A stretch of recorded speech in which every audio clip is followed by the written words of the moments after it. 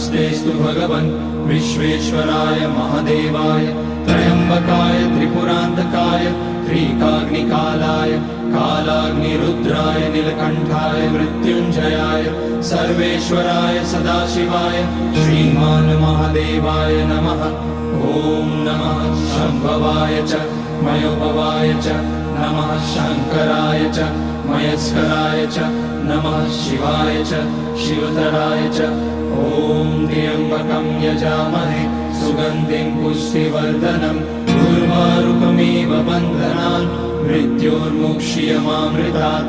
नागेन्द्रहाराय त्रिलोचनाय भस्माङ्गराय महेश्वराय नित्याय शुद्धाय दिगम्बराय तस्मै नकाराय नमः शिवाय। मन्दाकिनी सलिलचन्दन चर्चिताय नन्दीश्वर प्रमथनाथ महेश्वराय